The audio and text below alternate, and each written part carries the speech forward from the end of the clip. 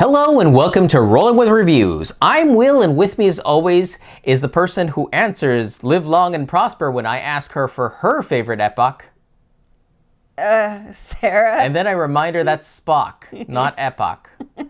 And she goes, oh, okay. But this is a review of Hadara. If you're curious about our two-player perspective and accessibility, check out our other video, Rolling with Two Hadara. Sarah, tell us a bit about this game. Right.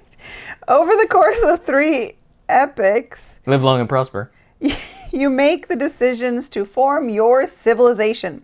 Through card drafting, you will develop your economy, military, culture, and agriculture to create a lasting impression. Whoever has the most points at the end of the game wins. All right, Will, so why did we get this? So you were playing this Yes. on Board Game Arena and you weren't sure if you liked it because you were playing asynchronously. Yeah, there are some games where asynchronously just doesn't work as well. And the thing is, I felt like I was getting the rules, but I wasn't really feeling as engaged.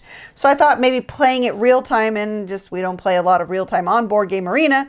So I figured let's actually try to get the game. And so we added it to Math Trade, right? Yes. Math Trade. And we got it. Because you were like, there's something to this, but I'm not sure what I feel. Right. So there you go. There we go indeed.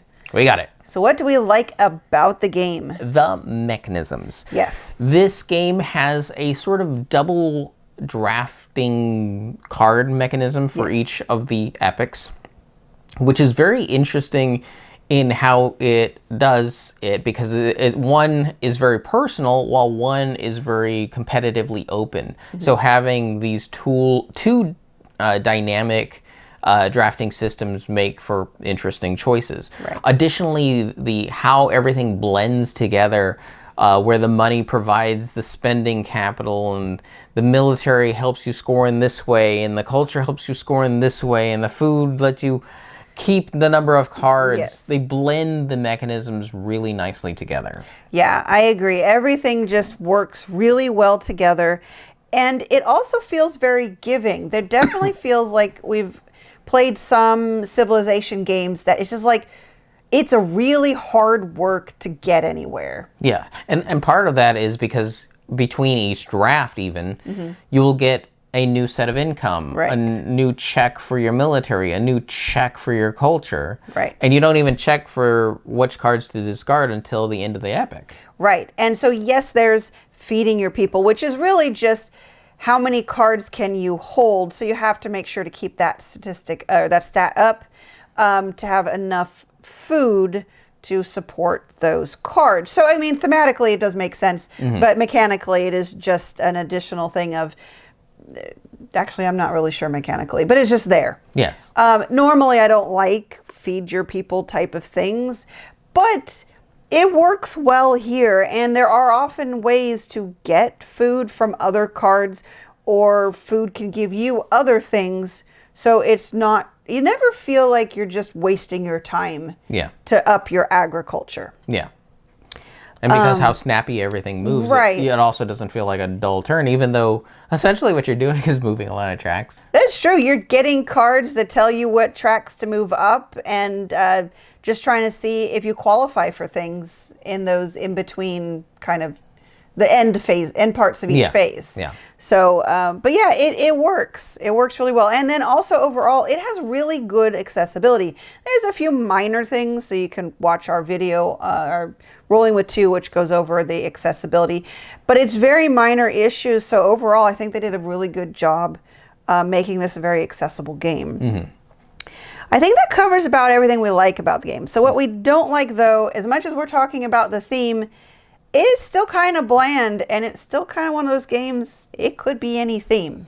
Yeah, now when we say that, a lot of times what happens is we get a theme, and the theme helps the experience.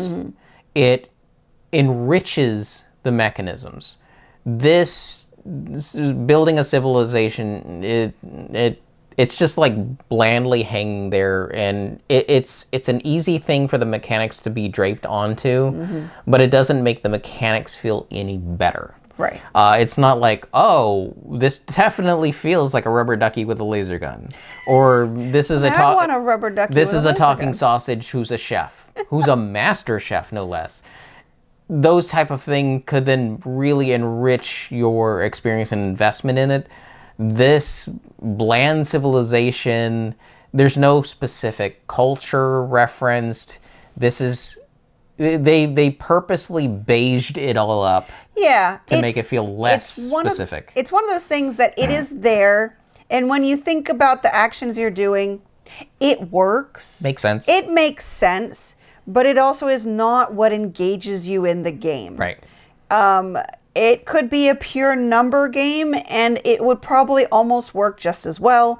And as Will's pointing out, you could do crazy themes too, and it would work just as well. So that is kind of the lackluster part of it, is the mechanisms do not need the theme. That's really what it comes down to. Right.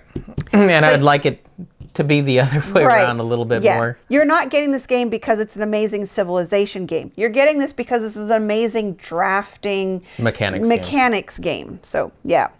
The other thing is, with the timing of the drafting and putting, all your tracks up, figuring out what the best choice is can be a bit overwhelming sometimes, just because it can be hard to evaluate the points. Because you don't always know what you're going to be able to add, so you don't always know what you should try to pursue. So if you're like, well, I'm going to do military, well, that's great in theory, but that may not pan out. Mm-hmm. So because you're not guaranteed to have enough military to maybe get to the end of military, where the best points are. Yes. So same with culture. Yeah, same with culture and stuff like that. So it can just be there's some points where analysis paralysis can kick in, is basically what it is. Because you have all these options, especially it's that second draft where you have all these cards face up and you could pick any one of them. That can just be a bit overwhelming. Although I like sometimes it's also a memory game. It's like, yeah, I know there's another card underneath that. What was it? It was pretty good, wasn't it? Wasn't it better than this one? Yeah. Should I spin this though? Because if I don't, then maybe I wouldn't be able to even afford the other one. Yep. So yeah, fun decisions. Fun decisions. But that's about it. We generally like it more than not, but that'll be coming up soon. So who this is for? This is still going to be for your medium to heavyweight gamers. I think this would be a bit challenging for some who are new or casual gamers. Yeah, unfortunately, because the theme is as bland as it is, it doesn't have the hook that I think the casual gamer would need. Not that they couldn't play it, it's just, can they stay interested long enough? Because whereas more of an intermediate gamer is going to be a little bit more invested in the mechanics. Right, because you're getting this game for the mechanisms, not because it's a civilization game. Right. Though it is nice to have a heavily mechanic-driven civilization game. True. So it can definitely fit in someone's collection. It's just, I wish it was a remarkable, memorable civilization first game. Agreed. All right, well then let's get on to our ratings so you can find out more. All right, for our ratings, we each get 1d6 worth of ratings. 1 is low, 6 is high. We give a number, a reason why, add them together, and see what it rolled for us. Sarah, what did Hadara roll for you? It rolled a 4. So having this game on the table and not on Board Game Arena, I do like it better than what I was thinking I would from having played it on Board Game Arena. But the timing of it and evaluating the points, there are points where I found that very just challenging, and balancing the different, tracks. But I mean, I like a lot of it. I really do like the drafting. That is very engaging, and trying to pursue a strategy, because there are 3 main ways to go. And you can't do it. Well, I mean, you could try to do everything equally, but I don't think it would give you enough points, because the bigger points are at the end of I don't want to say tracks, but you get the more valuable statue. The more you invest. The more you invest in it, that kind of thing. So you do, at a certain point, have to go for something. But evaluating what that is can be really tricky. So that's kind of where I'm feeling about. I think as we discussed, the lackluster theme is also kind of tipping it down. I wish that part was a bit more engaging, because to get to the meat, when you're in the middle of the game, you are not thinking about this being a civilization game. You're like, I need red, I need blue, I need yellow. Sometimes in my brain, it just comes down to color. I need these numbers on these colored tracks to be higher. That was actually a element that took me a while. I was like, okay, she's just referencing color. Yeah. What is blue again? And because I hadn't got to the point where I knew blue was always culture. Yeah. And then I was like, what is that? And she's like, she pulls out the rules. Culture. It took me a Okay, while. just say culture. No, it's blue. There are some games where I can really get into the words of the game, the terminology. And then there are times where it just gets reduced to the icon or the color, and I'm just sorry, Will, that I'm not better at that. Since we have to have a language to discuss things. Yes. All right, what's your rating? I give it a 5. Okay. This is a fantastic mechanism game. And it's that nice mid-weight. It also is extremely fast for 2 players. And I love the depth in the decision-making that happens from it. From moment to moment, this game keeps me hooked with the mechanisms. The only drawback, again, is the theme. And it is what I think holds it back from becoming a great game. Yeah. Because it's so busy trying to be safe and non-offensive that it's holding back how great the mechanics and how great everything is balanced. I think if they spruced it up with something that can stick in your head and give you actual words for the different colors, it would definitely pop it up to a 6. So, fantastic game, worth playing, worth replaying. Yes. But the theme does not do it any favors. Yep. All right, so 9 out of 12. Pretty darn good score. Yeah, we still really recommend checking out the game, and maybe you can try it out on Board Game Arena. I forgot to check whether it's a premium game or not, but the nice thing, if it is a premium game, you only need one person at the table to start it that has a premium subscription. Everyone else can be free to play, and you can join that game. But like I said, I don't remember if it is or not. So there you go. All right. Now, at the beginning of the video, I kind of joked that the epic is live long and prosper, and that's really Spock and yada yada. But living long and prosper is kind of what you want to do with Hadara. Do you not agree? Do